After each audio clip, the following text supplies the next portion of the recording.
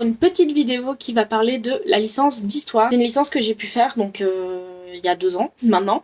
Donc c'est une licence en 3 ans bien évidemment. Et je vais vous en parler en détail, c'est-à-dire vous parler des cours de chaque année, vous parler des débouchés, vous parler de ce que j'ai aimé, des objectifs de la licence.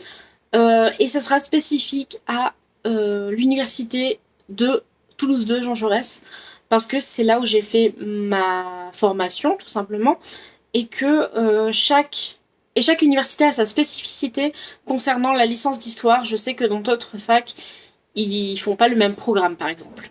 Donc selon le site de la fac, aussi les objectifs qui vont être réalisés pour la licence d'histoire. Le premier objectif est assuré par le fait que l'étudiant doit obligatoirement suivre des enseignements dans les 4 périodes historiques tout au long des 3 années de licence, c'est-à-dire la période antique, la période médiévale, la période moderne et la période contemporaine. Le second est permis par la possibilité dès la L2, mais surtout à L3, de se concentrer sur une période plus particulièrement. Donc voilà, chacun choisit sa période. Moi, personnellement, j'étais plus soit médiéval, soit contemporain, mais c'est chacun son choix. Je vais vous parler de la première année en commençant par les matières. Donc on commence d'abord avec une initiation à l'histoire contemporaine pour mieux connaître le 19e siècle au cours duquel se sont produits les principaux changements qui ont façonné les idéologies et les sociétés contemporaines. Le cours va aussi permettre de se familiariser avec la dissertation historique, qui est quelque chose de bien précis et énormément chiant. Moi je déteste les dissertations, genre horrible. Donc c'est l'histoire de l'Europe essentiellement au 19e siècle entre 1815 et 1914. Le cours, il aborde à la fois des aspects politiques de la période et les phénomènes économiques et sociaux. Ensuite, on a pour cours initiation à l'histoire ancienne, évidemment. Donc ça, c'est les cours du premier semestre, hein, j'ai pas précisé, mais voilà. Cours du premier semestre, donc initiation à l'histoire ancienne, donc histoire de l'Antiquité, se familiariser avec les cadres géographiques et chronologiques de l'Antiquité, s'approprier le vocabulaire spécifique, se contextualiser avec des sources variées, les croiser, les comparer. On va essentiellement parler du Proche et du Moyen-Orient, de l'Égypte, de l'âge de bronze aux années 1100. On va voir les figures, les expressions et les formes du pouvoir qui ont caractérisé ces mondes anciens, et la royauté et l'empire. Donc c'est un cours assez complet. Personnellement, j'ai pas du tout aimé parce que je pense que j'ai pas aimé la prof en fait. Mais bon, ça, les profs changent tous les ans, je pense, donc c'est propre à moi. Ensuite, on a une mineure au choix. Personnellement, j'ai choisi de faire de la géographie avec l'histoire. J'ai détesté, hein. Clairement, c'était la pire idée du monde. J'ai vraiment détesté la géographie. Mais on a comme choix de mineur anthropologie, géographie, histoire de l'art, archéologie. Donc histoire de l'art et archéologie, c'est lié. Et sociologie. Ensuite, on a un cours d'accompagnement et méthodologie. Ça permet de découvrir l'université, son organisation, ses exigences, savoir utiliser au mieux l'offre d'enseignement et de formation, savoir gérer son temps de travail et ses loisirs, réussir son parcours, blablabla. Et également, donc, on voit le parcours universitaire et projet professionnel de l'étudiant et le projet Voltaire. Personnellement, ce cours-là, je l'ai pas fait parce que j'étais en enseignement à distance, donc j'avais payé les cours. En fait, je l'ai fait, mais différemment que ce qui est indiqué. Je me souviens plus spécifiquement ce que j'ai fait, mais je me souviens que j'ai eu une bonne note à ce cours-là. Ensuite, on a les options, soit langue vivante, soit cours dans une autre UFR, donc une autre unité de formation. Donc moi j'avais des cours de psycho par exemple, et c'était super intéressant. On peut faire des cours dans la culture, et il y a beaucoup de langues proposées. Il y a anglais, russe, allemand, arabe, catalan. Ouais, voilà, il y a beaucoup de langues dans mon université. Malheureusement, il n'y a pas basque. Mais voilà, il y a une offre de langues qui est hyper complète. Ensuite, on va passer au deuxième semestre. Et là, on attaque avec l'initiation à l'histoire moderne. Donc c'est 4 heures d'initiation par semaine, 2 heures d'amphi, 2 heures de TD. Ça a pour objectif d'apporter aux étudiants des notions historiques de base, en termes de connaissances comme en termes de méthode, de permettre d'aborder ensuite les enseignements plus spécialisés. On aborde toujours l'Europe. L'Europe, c'est un peu le centre de tous les cours. C'est un peu dommage, mais voilà. Et donc c'est une chronologie qui va du 15e siècle au 19e siècle, donc le congrès de Vienne, c'est la limite en fait. Et en TD, on va beaucoup faire de commentaires de documents. Ensuite, évidemment, puisqu'il faut parler des 4 périodes, on a l'initiation à l'histoire médiévale. Donc on va se familiariser avec la période médiévale, notamment ses aspects religieux. On va parler de l'histoire des deux grandes religions monothéistes, donc le christianisme et l'islam. On va également beaucoup travailler le commentaire de documents. C'est quelque chose qui va revenir très souvent en histoire. C'est soit dissertation historique, soit commentaire de documents. L'histoire médiévale, on va parler de 5 siècles, c'est-à-dire le 5e au 9e siècle. Donc on va comprendre les différents espaces géopolitiques, l'Occident comme l'Orient, on va parler de l'Empire byzantin, la genèse et l'essor du monde arabo-musulman. Enfin, c'est vraiment un cours assez complet et assez indigeste, je pense. Enfin, je trouve. Ensuite, on a bien évidemment tout ce qui est accompagnement et méthodologie. Ce cours-là, je l'ai eu cette année-là. Donc c'est toujours... c'est des exercices de rédaction... capacité à rédiger une synthèse historique étayée par des sources, une bibliographie et des exemples précis. Personnellement, j'ai appris à faire un dossier, un espèce de mini-mémoire pendant ce cours. Mon cours se portait sur les mémoires dans les mondes européens.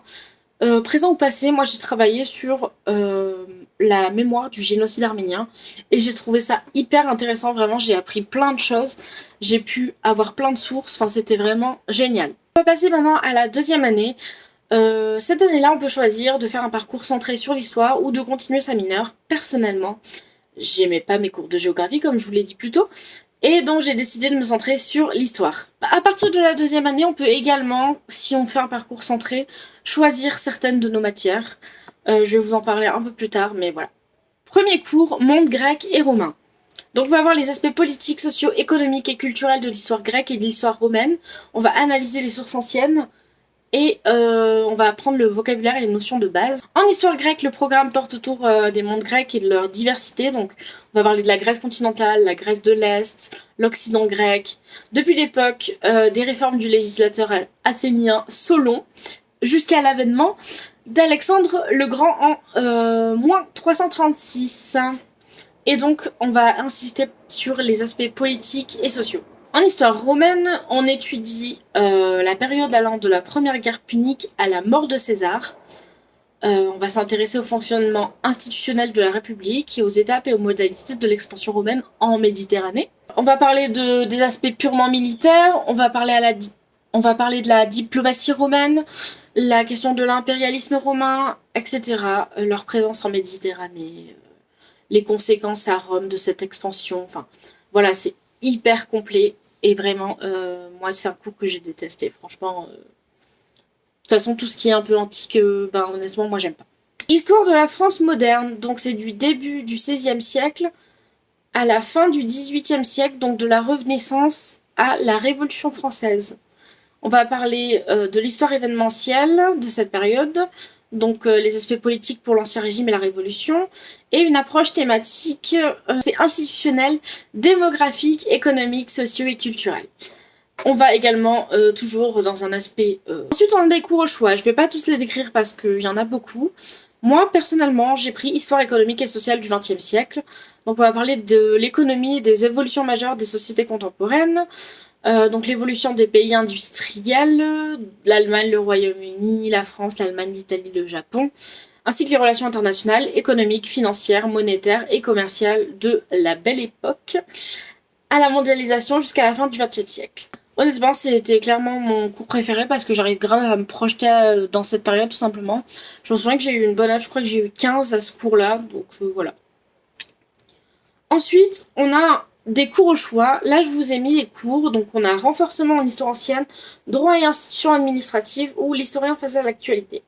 Je vous ai mis ces cours parce que personnellement, moi, je n'ai pas fait ces cours. J'ai fait un cours qui n'existe plus, qui s'appelait Mythes et réalités du Moyen-Âge. C'est un cours où on va parler des clichés, des préjugés de cette période, de ce que le Moyen-Âge a apporté à notre période contemporaine. On a parlé notamment du métal, on a parlé de plein de choses, de jeux vidéo. Moi j'ai fait un dossier complet sur les jeux vidéo et le Moyen-Âge, donc les liens, comment les préjugés sont exécutés dans les jeux vidéo. On a parlé de plein de jeux, on a parlé de Assassin's Creed par exemple. Enfin voilà.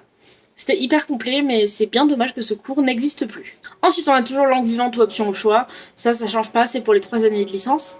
Et on a un cours qui s'appelle PIX, c'est de l'informatique, où on va apprendre à se servir de LibreOffice, on va apprendre des trucs sur l'informatique.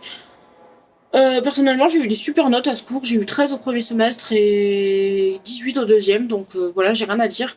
Je sais juste qu'il y a beaucoup de gens qui font PIX au collège ou au lycée, donc voilà. Pour le deuxième semestre de la L2, on a Histoire de la civilisation médiévale.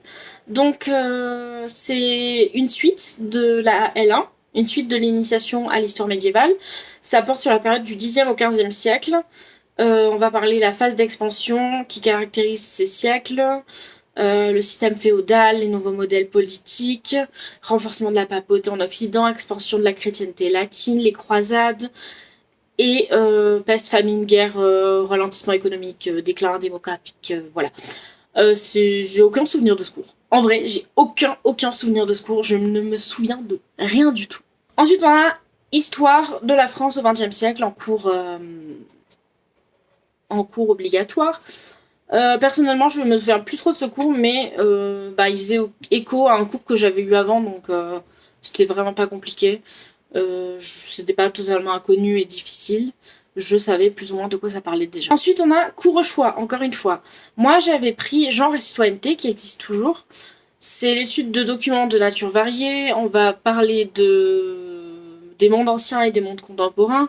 Donc, le genre et la femme à l'époque romaine, à Sparte, etc. Et dans une période contemporaine, donc les féministes des années du XXe siècle. Même du 19e siècle. Donc voilà, pour ce cours j'avais 2 profs. Il y en avait une qui lisait le cours de service d'enseignement à distance. Du coup franchement, juste on a chopé le cours du service d'enseignement à distance et on avait le cours en entier quoi. Donc c'était pas très compliqué. Et l'autre elle était un peu chépère, je trouvais. Enfin perso je comprenais rien à son cours. Surtout que c'était la période où on était en cours à distanciel, donc par Zoom. Donc c'était compliqué. Mais j'ai eu 12 à 7 UE, donc ça va. Et encore une fois, cours au choix, renforcement en histoire médiévale, droit et institutions administratives, l'historien face à l'actualité. Moi j'ai eu une UE qui n'existe plus, le Moyen-Âge aujourd'hui, et donc j'ai pu faire un dossier sur les séries, films et jeux vidéo parlant du Moyen-Âge. C'était hyper intéressant comme cours, même si le cours à 8h du mat ça piquait un petit peu. Mais j'ai eu quand même une très bonne note à ce cours, donc voilà. Encore une fois, langue vivante option et PIX. Et pour PIX, voilà, deuxième semestre, j'ai eu 18, rien à dire. Pour la troisième année, il est possible de choisir tous ces cours du moment que ça compte les 4 périodes historiques. Moi, je me souviens que je m'étais focalisée sur 3 périodes au premier semestre. Et au deuxième semestre, j'avais fait que de la contempo. Donc voilà. Personnellement, j'ai raté ma troisième année, je vais pas vous mentir, je vais pas... Voilà. Et j'ai pas voulu la refaire parce que quand je réfléchissais au débouché, ça me plaisait pas tant que ça. Faut dire que quand on fait de l'histoire, c'est de la recherche ou master pour être prof. Enfin, c'est la plupart les trucs qui sont le plus dits, c'est ça en fait. Je vais vous parler des débouchés du coup pour continuer dans cette lancée. On a plusieurs masters dans ma fac. On a master monde ancien, on en a 2. Master monde médiévaux, on en a 1. Et master histoire, civilisation et patrimoine, on en a 1, 2, 3, 4, 5. Donc on a histoire du genre, histoire numérique, voilà. Ensuite on a master civilisation, culture et société. Master métier de l'enseignement, éducation et de la formation, ça c'est le master MEF. Donc c'est pour être prof d'histoire, donc passer le CAPES ou la grecque juste après. Et on a la licence professionnelle guide conférencier qui se trouve à Foix. Donc ça c'est une licence où on peut accéder après la L2. Mais les licences pro sont vachement demandeuses, on va dire. C'est difficile d'y entrer. Il faut avoir un bon dossier. Ensuite, en termes de débouchés pro, donc potentiel après la licence, c'est gestionnaire du patrimoine et de la culture ou chargé de communication. Et sous réserve de poursuite d'études ou d'obtention de concours, on peut être enseignant, enseignant-chercheur, bibliothécaire ou documentaliste, médiation culturelle et métiers de la culture et du patrimoine, journaliste, agent de la fonction publique d'État, fonction publique européenne, fonction publique territoriale, assistant RH ou chargé de mission. Donc voilà, c'est quand même... En fait, au final, il y a pas mal de métiers, mais c'est vrai que quand on nous parle de la licence, on nous parle que des métiers de chercheur ou des métiers de l'enseignement. Maintenant, je vais vous parler de ce que j'ai aimé dans cette formation. J'ai adoré apprendre des choses sur des périodes contemporaines et médiévales. Vraiment, j'ai une culture maintenant qui est plutôt pas mal, on va dire. J'ai aimé faire des dossiers sur des sujets qui m'intéressaient tout en les liant à l'histoire, donc les jeux vidéo, les séries, les films, tout ça. En apprendre plus sur les religions et le cinéma. En troisième année, les cours, c'est plus seulement du général, on va dans des trucs spécialisés. J'ai eu un cours sur les 3 grandes religions monothéistes, et j'ai eu un cours sur le cinéma, les images fixes et les images animées. Donc c'était super intéressant, c'était mes cours préférés franchement de mes 3 années de licence. Et voilà, une fois la première année passée, en fait, les cours ils deviennent de plus en plus intéressants parce qu'ils se spécialisent de plus en plus en fait. Et du coup, ce que j'ai détesté tout ce qui est dissertation et commentaires de texte parce que j'ai toujours été trop nulle à ça, vraiment, je pue la merde. J'ai détesté les travaux en groupe, j'en ai encore là maintenant, mais beaucoup moins. Donc je suis contente parce que je suis pas une personne qui est très sociale, donc j'ai un peu de mal à me lier avec les autres, donc voilà. Et parfois, les cours se répètent un peu ou traitaient plus ou moins d'un sujet commun, ça c'était plutôt pour les 2 premières années du coup, mais voilà. Donc voilà, j'espère que cette petite vidéo récapitulative de la licence d'histoire de la fac Jean Jaurès, Toulouse 2, vous aura plu. N'hésitez pas à liker, à commenter, posez vos questions, j'y répondrai peut-être soit dans les commentaires, soit je ferai une vidéo s'il y a beaucoup de questions. Donc voilà, likez, commentez, abonnez-vous, bye!